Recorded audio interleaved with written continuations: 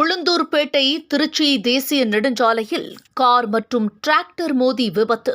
5க்கும் மேற்பட்டோர் படுகாயமடைந்த மருத்துவமனையில் அனுமதி.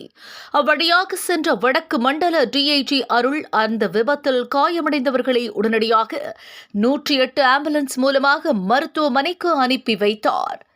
கள்ளக்குறிச்சி அருகே உள்ள உளுந்தூர்பேட்டை திருச்சி தேசிய நெடுஞ்சாலையில் திருச்சியிலிருந்து மணலூர்பேட்டை வந்து கொண்டிருந்த கார் ஒன்று மாற்று பாதையில் வந்த ஜல்லிகளை ஏற்றி வந்த டிராக்டர் லாரி எதிரே வந்ததால் தடுமாறிய கார் டிராக்டர் மீது மோதி விபத்துக்குள்ளானது.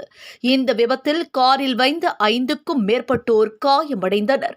இந்த நிலையில் கள்ளக்குறிச்சியிலிருந்து விழுப்புரம் நோக்கி சென்று கொண்டிருந்த வடக்கு மண்டல டிஐஜி அருள் அவ்வழியாக சென்று கொண்டிருக்கும் போது விபத்தில் காயமடைந்தவர்களை உடனடியாக 108 ஆம்புலன்ஸ் மூலமாக அவர்களை கள்ளக்குறிச்சி அரசு மருத்துவக் கல்லூரி மருத்துவமனைக்கும் உளுந்தூர்பேட்டை மருத்துவமனைக்கும் அனுப்பி வைத்தார்.